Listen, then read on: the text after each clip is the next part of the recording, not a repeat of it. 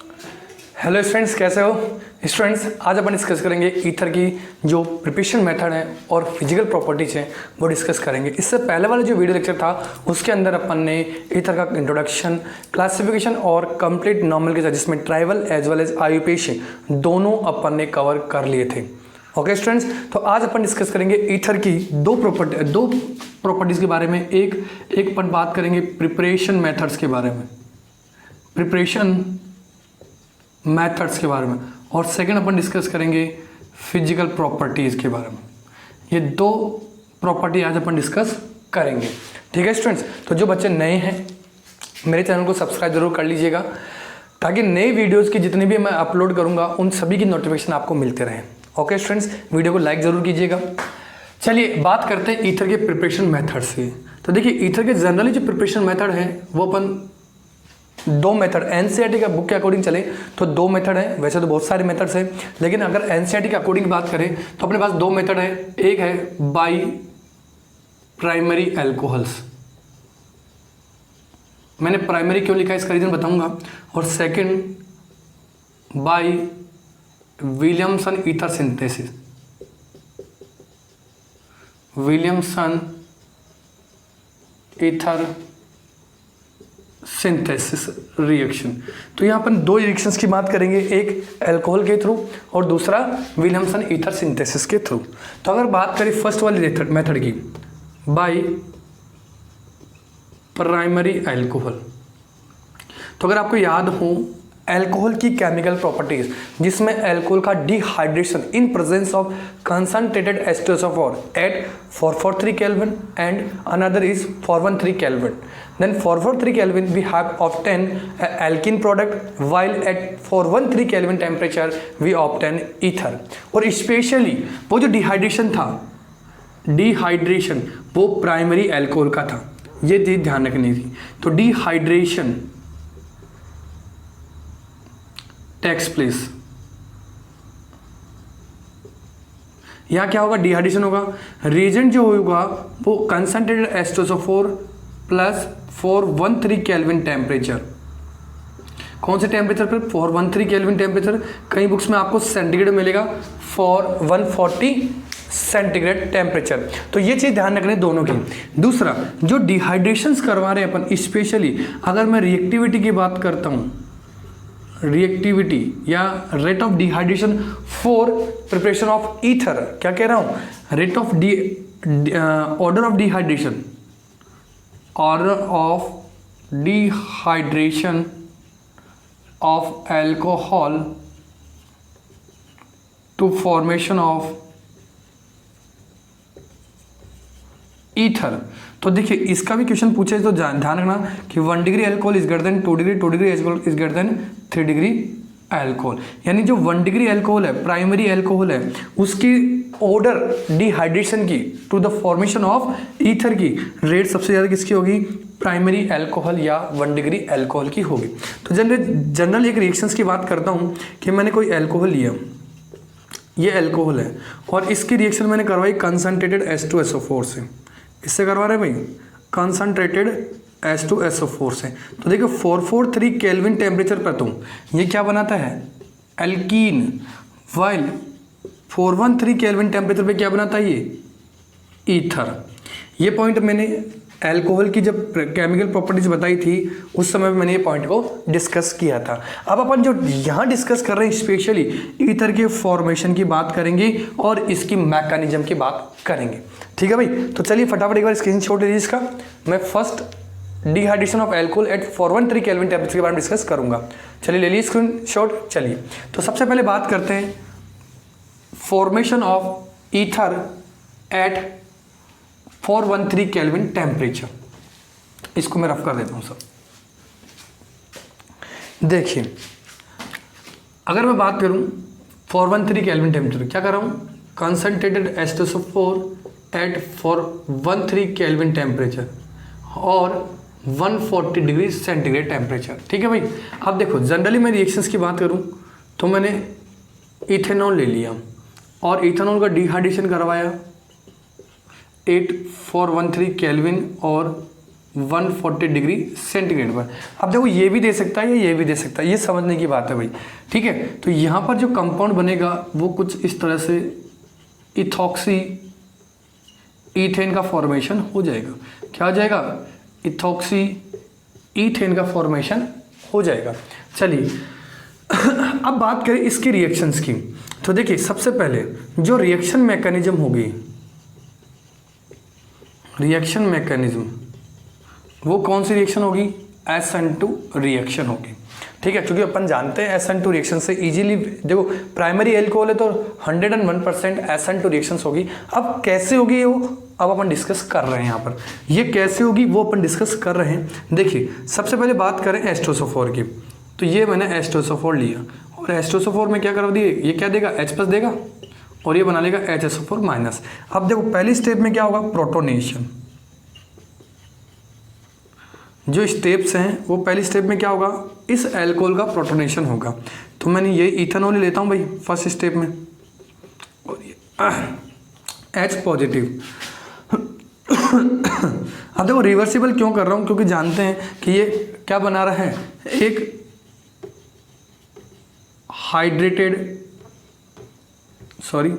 Protonated compound बना रहा है जो कि अनस्टेबल होता है, तो हो सकता है इसमें कन्वर्ट हो जाए। इसलिए ये जो स्टेप होती है वो प्रोटोनेशन की होगी और क्या होगा? रिवर्सिबल होगी।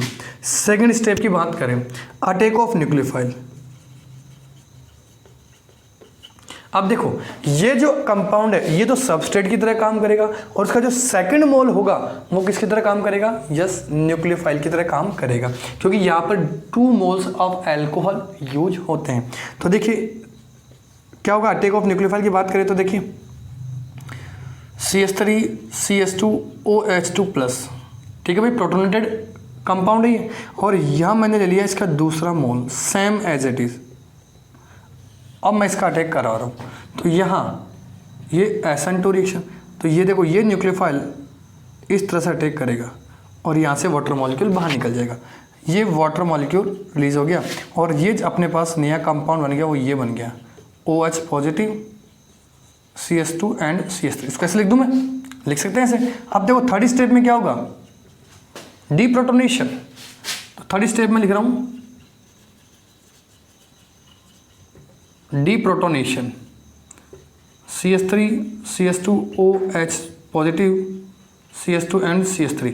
तो यहाँ से क्या होगा? ये H+ बाहर निकल गया, ठीक है भाई, और मेरे पास ये ईथर बन गया।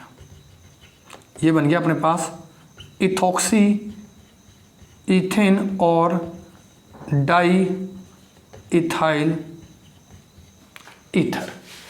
क्या बात समझ में आई यहाँ पर? तो यहाँ से क्या होगा? यहाँ से डीप्रोटोनेशन होगा और ये H+ बाहर निकल कर क्या बना लेगा? इथॉक्सी ईथेन का फॉर्मेशन कर लेगा। बात समझ में आई? चलिए फटाफट इसकी स्क्रीनशॉट लीजिए। मैं एक बार रिपीट कर देता हूँ। सबसे पहले मैंने जो अल्कोहल लिया उस अल्कोहल का कंसंट्रेटेड H2SO4 के प्रेजेंस में एट 413 केल्विन के टेम्परेचर पर क्या करवाया? डिहाइड्रेशन कराया और क्या बन गया? मेरे पास ईथर का फॉर्मेशन हो गया। मैकेनिज्म की बात करें, इंपॉर्टेंट है भाई मैकेनिज्म, ध्यान रखना। मैकेनिज्म की बात करें, सबसे पहले जो H2SO4 होगा वो क्या करेगा? H+ रिलीज करेगा और ये H+ क्या होगा? एल्कोहल का क्या करेगा? प्रोटोनेशन करेगा। तो यहाँ से क्या होगा? ये प्रोटोनेटेड कंपाउंड बन गया। अब इस प्रोटोनेटेड कंपाउंड पे दूसरा न्यूक्लियोफाइल क्या करेगा? अटैक करेगा। अब जो अटैक होगा वो SN2 रिएक्शन मैकेनिज्म के थ्रू हो रहा है, यानी बैक साइड अटैक हो रहा है, तो ट्रांजिशन स्टेट बनेगी, ये अपन जानते हैं, और वो अनस्टेबल होगी और फिर वापस क्या होगा? जो कंपाउंड है वो OH2 बाहर निकलेगा और क्या बना लेगा? ये कंपाउंड बना लेगा। अब क्या होगा? थर्ड स्टेप में क्या करा दो? यहाँ से भी क्या करा दो? देखो ये H+ ये वाला है क्योंकि यहाँ तो डिहाइड्रेशन हो गया ना, ठीक है। अब ये H+ क्या होगा? बाहर निकलेगा, यानी डीप्रोटोनेशन कर दूं और डीप्रोटोनेशन से क्या बन जाएगा अपने पास? ये ईथर का फॉर्मेशन हो जाएगा, ठीक है। बात समझ में आई? चलिए स्क्रीनशॉट लीजिए फटाफट इसका।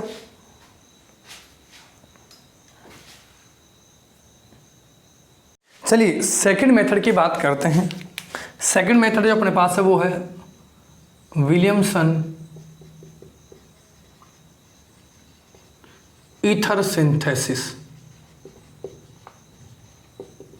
ध्यान रहे भैया, नेम रिएक्शन है और हर नेम रिएक्शन अपने एग्जाम्स के लिए, बोर्ड एग्जाम्स के लिए हो या कॉम्पिटिटिव एग्जाम्स के लिए हो, इंपॉर्टेंट रहती है, ठीक है। अब देखिए इस रिएक्शंस की बात करते हैं। सबसे पहले इंपॉर्टेंट क्या है?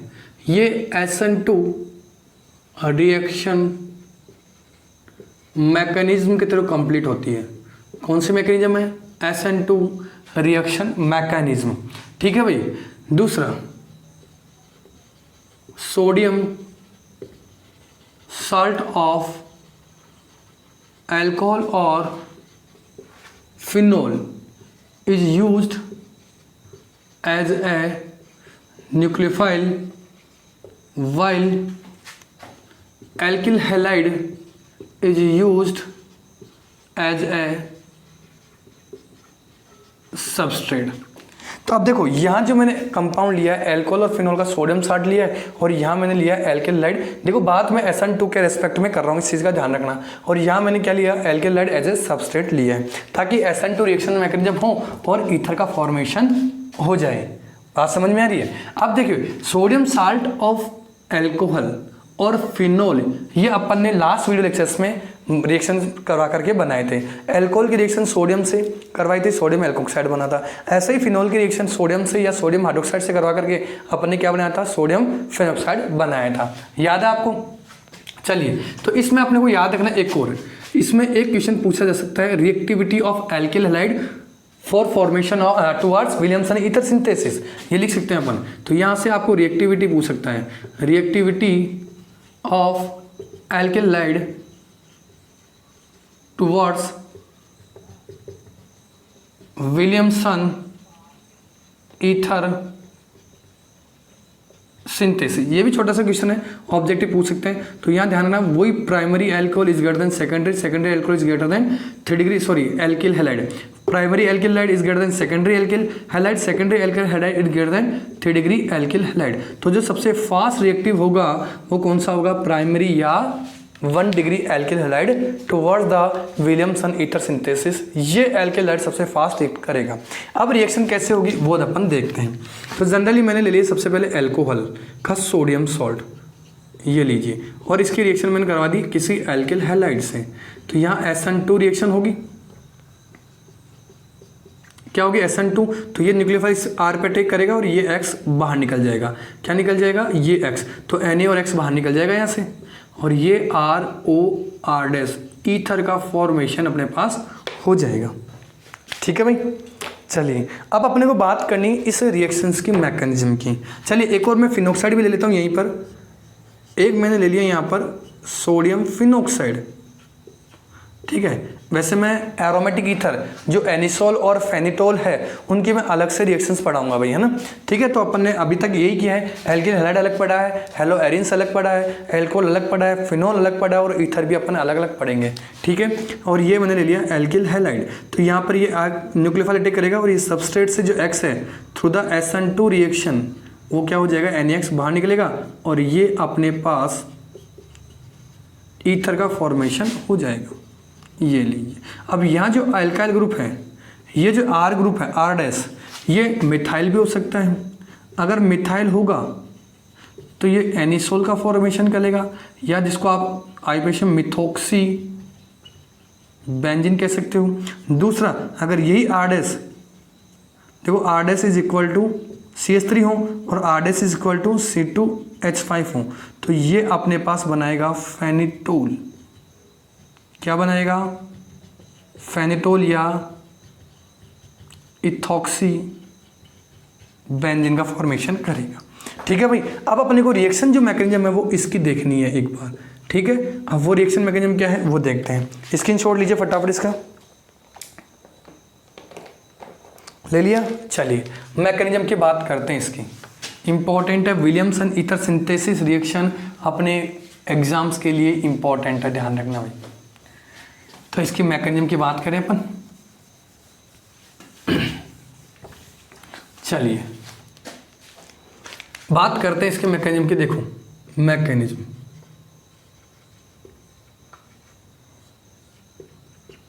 तो सबसे पहले अपन क्या कर ले, सोडियम एल्कोक्साइड बना लेते हैं। ये एल्कोहल लिया, उसकी रिएक्शन मैंने सोडियम मेटल से करवाई। एरो पे ले लेता हूँ, सोडियम मेटल से, ये सॉलिड है भाई। ठीक है, तो ये अपने पास क्या बन जाएगा? RONA+ और ये ½ H2 बाहर, ये हाइड्रोजन गैस। अब सुनिए, ये जो सोडियम एल्कोक्साइड है वो किसकी तरह काम करेगा, एज ए न्यूक्लियोफाइल। तो मैं यहाँ मेंशन करता हूँ, it is act as a nucleophile. तो सबसे पहले क्या होगा, ये देखें। तो देखो, एक तो अपन जानते हैं कि जो रिएक्शंस होती हैं SN2 वो सिंगल स्टेप होती है, और उस सिंगल स्टेप में, अच्छा मैं एग्जांपल ले लेता हूँ ईथर का, ये ले जाओ, यहाँ C2H5 ले लेता हूँ भाई, और भी इजी हो जाएगा क्योंकि अपने बुक्स के अंदर इसका भी एग्जांपल दे रखा है। ये लीजिए, इथॉक्साइड आयन बन गया, सोडियम इथॉक्साइड। तो देखो इस कंपाउंड को मैं इस तरह से यूज कर लेता हूँ, ये लीजिए, ये C2H5 यानी CH3 कर देता हूँ इसको, और ये मैंने ले लिया यहाँ पर Cl। ठीक है, अब क्या होगा, ये न्यूक्लियोफाइल अटैक करेगा इस पर, तो यहाँ से ये Cl क्या होगा, बाहर निकलने की कोशिश करेगा, तो SN2 रिएक्शन होगी। ठीक है, अब देखो ड्यूरिंग द रिएक्शन एक ट्रांजिशन स्टेट का फॉर्मेशन होगा। देखिए देखिए, जिसमें एक तरफ ऑक्सीजन बाइंड होने की कोशिश कर रहा है और एक तरफ ऑक्सीजन बाहर निकलने की कोशिश, इसलिए पार्शियल नेगेटिव ऑक्सीजन पर और पार्शियल नेगेटिव क्लोरीन पे आ जाएगा। ये जो स्टेट है वो क्या कहलाती है, transitional state, and this transition state is very unstable. तो इमीडिएटली क्या करेगा, यहाँ से ये Cl को बाहर निकाल देगा, ये Cl बाहर निकल जाएगा, और Cl बाहर निकलते ही यहाँ जो कंपाउंड बनेगा वो कुछ इस तरह का बन जाएगा, H CH3 और H, जिसको आप क्या लिख सकते हो, CH3 CH2O CH2 and CH3, CH2 and CH3, यानी क्या बन गया अपने पास, इथॉक्सी ईथेन का फॉर्मेशन हो गया through the Williamson ether synthesis. बात समझ में आ रही है। तो ये थी अपने पास विलियमसन ईथर सिंथेसिस की मैकेनिज्म, जो बहुत ही इंपॉर्टेंट है। वापस रिपीट कर रहा हूँ, सोडियम इथॉक्साइड है जो किसकी तरह काम करेगा, एक तरह से न्यूक्लियोफाइल की तरह काम करेगा, और ये बैक साइड अटैक कर रहा है एल्केन से, और यहाँ से ये Cl बाहर निकलेगा। जब ये अटैक करेगा बैक साइड, तो एक ट्रांजिशनल स्टेट का फॉर्मेशन होगा जो कि बहुत ही कम स्टेबल होती है, जहाँ से Cl बाहर निकल जाएगा, न्यूक्लियोफाइल का क्या हो जाएगा, सब्स्टिट्यूशन हो जाएगा। ये न्यूक्लियोफाइल अटैक कर रहा है, दूसरा न्यूक्लियोफाइल क्या हो रहा है, सब्स्टिट्यूट हो रहा है, इसलिए SN रिएक्शन। अब बैक साइड अटैक हो रहा है, प्राइमरी एल्केलाइड पे अटैक हो रहा है, तो SN2 यानी बाई मॉलिक्यूलर न्यूक्लियोफिलिक सब्स्टिट्यूशन, क्योंकि ट्रांजिशन स्टेट का फॉर्मेशन हो रहा है, इसका मतलब 100% SN2 रिएक्शन है। चलिए ये क्या होगा फिर, जैसे Cl बाहर निकल गया, अपने पास किसका फॉर्मेशन हो जाएगा, ईथर का फॉर्मेशन हो जाएगा। बात समझ में आ गई। चलिए इसको स्क्रीनशॉट लीजिए, फिर एक कन्वर्जन करते हैं भाई इसका। चलो कन्वर्जन की बात करते हैं। एक छोटा सा क्वेश्चन है, क्वेश्चन ये है कि मैंने ले लिया ईथीन, चलो ईथीन भी बना लेते हैं अपन। ईथेन लिया, क्लोरीनेशन करवाया HNO के प्रदेश में, A बना। सोचिएगा क्या बनेगा, इस A की रिएक्शन कराई मैंने एल्कोहलिक केओस से, बना B। इस B की रिएक्शन कराई मैंने HBr से, बना C। इस C की रिएक्शन मैंने करवाई एक्वस NaOH से, ये बन गया D। इस D की रिएक्शन मैंने करवाई किससे, सोडियम मेटल से, ये बन गया E। और E की रिएक्शन वापस मैंने किससे करवाई, CH3 CH2 Cl से। ठीक है, ये बन गया मेरे पास F। एक तो ये रिएक्शन करवानी है। दूसरी, यहाँ जो रिएक्शन हो रही है, इस एक कंपाउंड की रिएक्शन मैंने कराई सोडियम मेटल और ड्राई ईथर की प्रेजेंस में, ये भी जो कंपाउंड बनेगा वो भी X बना लीजिए। ठीक है, ये बन गया अपने पास जो भी कंपाउंड है। इस कंपाउंड की चाहूँ तो यहाँ से भी मैं क्या कर सकता हूँ, सोडियम और ड्राई ईथर से रिएक्शन करा सकता हूँ। यहाँ कोई कंपाउंड बन गया Y। ठीक है, चलिए यहाँ से जो रिएक्शंस बनेगी ये अपने पास छोटा सा क्वेश्चन है, और इस क्वेश्चन को आप फटाफट सोल्व कीजिए जब तक मैं दूसरा क्वेश्चन नोट करता हूँ। इसमें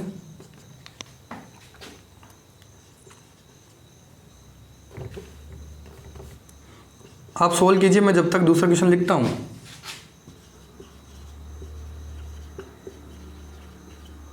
ठीक है,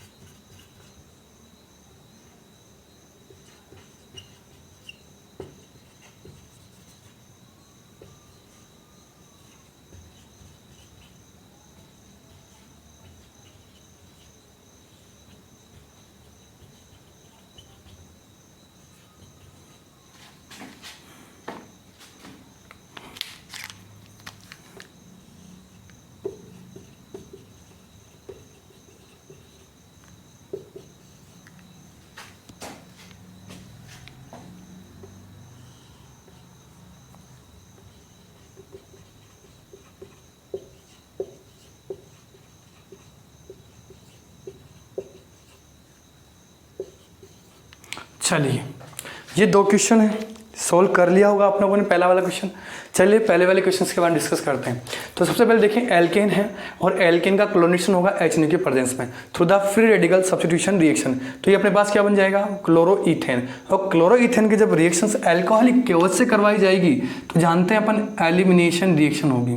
कौन सी रिएक्शन होगी, एलिमिनेशन। जहाँ से HCl बाहर निकलेगा और यहाँ पर क्या बन जाएगा, 2 कंपाउंड का एल्केन का फॉर्मेशन हो जाएगा, इथीन। क्या बनेगा यहाँ पर, इथीन। ये क्या बन गया था अपने पास, CH3CH2Cl, क्लोरोइथेन था। क्या होगा, डीहाइड्रोहाइलोजनेशन होगा, HCl बाहर निकला, क्या बन गया, इथीन बन गया। इथीन की रिएक्शन वापस HBr से करवाई तो ये क्या बन गया, वापस ब्रोमोइथेन। और ब्रोमोइथेन की रिएक्शन सोडियम और ड्राई ईथर से करा रहा हूँ, यानी कौन सी रिएक्शन होगी, वुड्स रिएक्शन। तो ये क्या बन गया अपने पास, ब्यूटेन बन गया। क्या भाई, 4 कार्बन का एल्केन बन गया ब्यूटेन। ठीक है, ऐसे ही इस C कंपाउंड का मैंने एक्वस NaOH से रिएक्शन करवाई तो यहाँ पर क्या बन गया मेरे पास, इथेनॉल। इथेनॉल की रिएक्शन कराई मैंने सोडियम मेटल से, ये क्या बन गया, सोडियम इथोक्साइड। और सोडियम इथोक्साइड की रिएक्शन एल्केन हैलाइड से through the Williamson ether synthesis करवाई। कौन सी रिएक्शन है, विलियमसन ईथर सिंथेसिस। तो मेरे पास क्या बन गया, इथोक्सी ईथेन का फॉर्मेशन हो गया। ये लीजिए साहब, ये बन गया CH3CH2O CH2CH3। क्या बन गया अपने पास, इथोक्सी ईथेन बन गया। बात समझ में आ रही। चलिए ये तो था पहला क्वेश्चन। इसके अंदर अपन बात करें इस क्वेश्चन की, तो देखो यहाँ पे भी कोई सोडियम और ड्राई ईथर डाल रखा है, तो यहाँ पे कौन सी होगी, कौन सी रिएक्शन होगी भाई, वुड्स रिएक्शन। और अपने पास क्या बन गया, ये भी CH3CH2 CH2 एंड CH3, यानी ये भी क्या बन गया अपने पास, N ब्यूटेन का फॉर्मेशन हो गया थ्रू द वुड्स रिएक्शन। अगर आप चाहो तो यहीं इसी एल्किल हैलाइड की रिएक्शन, देखो ये तो वुड्स रिएक्शन थी, अगर मैं यहाँ पर सोडियम आयोडाइड डाल देता और एसीटोन सॉल्वेंट डाल देता तो through the SN2 reaction Finkelstein reaction हो जाती और ये क्या बना लेता, इथाइल आयोडाइड का फॉर्मेशन हो जाता। कौन से रिएक्शन के थ्रू, फिंकलस्टेन रिएक्शन के थ्रू। ठीक है, चलिए क्वेश्चन नंबर 2 की बात करते हैं। मैंने ले लिया इथाइन। इथाइन को जब रेड हॉट ट्यूब से पास करते हैं तो अपन जानते हैं उसका क्या हो जाएगा, पॉलीमराइजेशन। क्या हो जाएगा, पॉलीमराइजेशन हो जाएगा भाई। ये मैंने इथाइन इसको इस तरह से अरेंज कर देता हूँ, ये लीजिए। ठीक है, तो जैसे ये पॉलीमराइज होगा क्या बन जाएगा अपने पास, यस, बेंजीन का फॉर्मेशन हो जाएगा। अब बेंजीन का क्लोरीनेशन कराना है वही FeCl3 के प्रेजेंस में, तो थ्रू द AR ऐसी रिएक्शन ये अपने पास क्या बना लेगा, क्लोरोबेंजीन। अब इस क्लोरोबेंजीन की सोडियम और ड्राई ईथर से रिएक्शन करवाए तो कौन सी रिएक्शन थी, फिटिग रिएक्शन। और क्या बना लेता, ये बाइफिनाइल का फॉर्मेशन कर लेता। क्या करता, बाइफिनाइल या डाइफिनाइल का फॉर्मेशन कर लेता। उसी क्लोरोबेंजीन का अगर एक्वस NaOH से रिएक्शन कराऊंगा थ्रू द SN2 रिएक्शन, कौन सी, sorry SN1 reaction, nucleophilic substitution reaction. कौन सी रिएक्शन यहाँ पर, SN1 रिएक्शन। और SN रिएक्शन के थ्रू यहाँ पर अपने पास क्या बन जाएगा, अपने पास ये बना लेगा फिनोल। ठीक है, क्या बना लेगा, फिनोल बना लेगा। और इस फिनोल की जब रिएक्शन करवाई मैंने सोडियम हाइड्रोक्साइड से तो सोडियम फिनोक्साइड प्लस H2 बनेगा। अब देखो D मैंने लिया और उस D की रिएक्शन कराई मैंने क्लोरोईथेन से, तो अपन जानते हैं विलियमसन ईथर सिंथेसिस होगा, विलियमसन ईथर सिंथेसिस। और ये अपने पास क्या बना लेगा, फेनिटोल का फॉर्मेशन कर लेगा, या इसको आप इथॉक्सी बेंजीन कह सकते हो। अब देखो यहाँ देखें तो सबसे पहले क्या होगा, कंसर्ट H2SO4 से या फ्यूम ऑफ H2SO4 से रिएक्शन कराएंगे तो बेंजीन सल्फोनिक एसिड रिएक्शन बनेगा। फिर benzene sulphonic acid reaction phenol से करवाएंगे, सोडियम हाइड्रोक्साइड से कराएंगे तो ये क्या बना लेगा, सोडियम बेंजीन सल्फोनेट। और फिर सोडियम बेंजीन सल्फोनेट की रिएक्शन वापस NaOH से करवाते थे, तो अगर आपको याद हो तो Na2SO3 का रिमूव हो गया था। क्या रिमूव हो गया था, Na2SO3 और एक इम्प्योर फिनोल का फॉर्मेशन हो गया था। और जब इस इम्प्योर फिनोल की वापस NaOH रिएक्शन करवाई थी तो सोडियम फिनोक्साइड बना था, और उस सोडियम फिनोक्साइड का जब एसिडिफाई करवाया गया था तो अपने को क्या मिल गया था, एक प्योर का प्योर फिनोल का फॉर्मेशन हो गया था। तो कुछ इस तरह से आप कन्वर्जन और एबीसी रिएक्शंस को कर सकते हैं। और मैं फिर बार बार कह रहा हूँ कि ये सबसे बेस्ट मेथड होता है किसी भी रिएक्शंस को, किसी भी चैप्टर की रिएक्शंस को जोड़ना, लिंक करना और उसको लर्न करना। ठीक है, तो फटाफट इसके स्क्रीनशॉट लीजिए, फिर डिस्कस करते हैं इसके फिजिकल प्रॉपर्टीज के बारे में। चलिए बच्चों, तो बात करते हैं अपन फिजिकल प्रॉपर्टीज की। ठीक है, फिजिकल प्रॉपर्टीज में कोई खास नहीं है, लेकिन फिर भी अपन इसके बारे में डिस्कस कर रहे हैं थोड़ा सा। एक फिजिकल प्रॉपर्टीज ऑफ ईथर। देखो सिंपल सी बात करता हूँ, मैंने बात कर ली सबसे पहले डाइमिथाइल ईथर की या मिथॉक्सी मीथेन की, या मैं बात करूँ इथाइल मिथाइल ईथर की। तो ये दोनों की दोनों एक्सेप्शनली, क्या लिख रहा हूँ, एक्सेप्शनली बोथ आर गैसेस। ठीक है, एट रूम टेम्परेचर, तो रूम टेम्परेचर पे दोनों के दोनों क्या होते हैं, गैसेस फॉर्म में प्रेजेंट होते हैं। अगर मैं ईथर्स की बात करूं, other ethers are colourless and liquid होते हैं। ठीक है, सिंपल सा है, कोई दिक्कत है किसी को? कोई दिक्कत नहीं है। चलिए सेकंड पॉइंट की बात करें। सेकंड पॉइंट है बॉइलिंग पॉइंट। देखिए जनरली एल्कोहल्स का बॉइलिंग पॉइंट ईथर से ज़्यादा होता। आइसोमेरिक एल्कोहल अगर मैं लिख दूं, isomeric alcohol have high boiling point than ether. ठीक है, और इस ईथर का जो बॉइलिंग पॉइंट होगा वो किसी भी हाइड्रोकार्बन से ज़्यादा होगा, जो कि सेम आइसोमेरिक फॉर्म में होगा। अब सुनिए मेरी बात, अगर मैं रीजन की बात करूं तो देखिए इसके अंदर ये कहा जाता है, एल्कोहल के अंदर, एल्कोहल में क्या प्रेजेंट होती है, inter molecular hydrogen bonding present होती है, और इसी वजह से इसका बॉइलिंग पॉइंट वो क्या होता है, हाई होता है as compare than the ether. अगर मैं बात करूं ईथर की, तो ध्यान रखना ईथर वैसे जो लोअर ईथर होता है सर्टेन एक्सटेंट में वाटर में सॉल्युबल होता है due to formation of H bonding. तो सर्टेन एक्सटेंट की बात हो रही है, क्योंकि जनरली ये वाटर के साथ में केवल लोअर ईथर ही एच बॉन्डिंग बनाते हैं, लेकिन मैंने कहा वो भी सर्टेन एक्सटेंट के अंदर। लेकिन जैसे जैसे कार्बन चेन बढ़ती जाएगी, हाइड्रोकार्बन पार्ट बढ़ेगा, और हाइड्रोकार्बन पार्ट बढ़ेगा तो सॉल्युबिलिटी क्या होती जाएगी, कम होती जाएगी। या मैं कह दूँ जनरली कि ईथर के अंदर एच बॉन्डिंग बहुत कम प्रेजेंट होती है, इसीलिए इस ईथर का बॉइलिंग पॉइंट इस एल्कोहल से क्या होता है, कम होता है। तो मैं लिख देता हूं, due to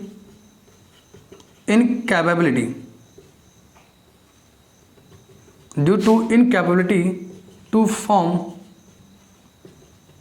H bonding have lower boiling point than alcohol. तो ये रीजन आपको लिख देना है। अब तीसरी जो प्रॉपर्टी है इसकी, तीसरी और जो लास्ट प्रॉपर्टी है वो है सॉल्युबिलिटी की। सॉल्युबिलिटी तो जनरली देखो मैंने कहा ether is soluble, lower ethers are soluble in water in certain extent। ठीक है, reason due to formation of H bonding. तो मैंने कहा सर्टेन, एक कंडीशन फिक्स हो गई भाई, ध्यान रखना, इन सर्टेन एक्सटेंट, कुछ क्वांटिटी के अंदर जो कुछ लोअर एल्कोहल्स होते हैं वो क्या हो जाते हैं, वाटर में सॉल्युबल होते हैं। अब देखो ये मैंने ले लिया ईथर और ये मैंने ले लिया वाटर, तो ये अपने पास क्या हो गई, इंटर मॉलिक्यूलर एच बॉन्डिंग हो गई। तो इस तरह से ये था लास्ट इसी का टॉपिक फिजिकल प्रॉपर्टीज। और इस फिजिकल प्रॉपर्टी के बाद में जो अपना नेक्स्ट वीडियो लेक्चर होगा वो होगा complete chemical reactions of ether.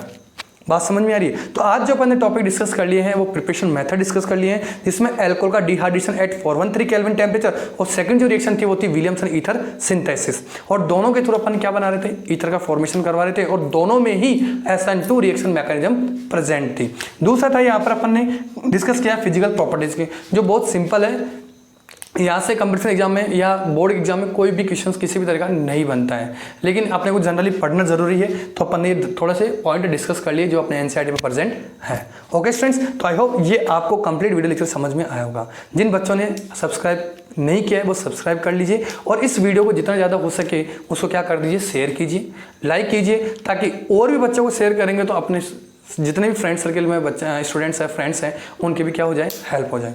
Okay students, तो देखते रहिए AR chemistry Dham. Thank you, have a nice day.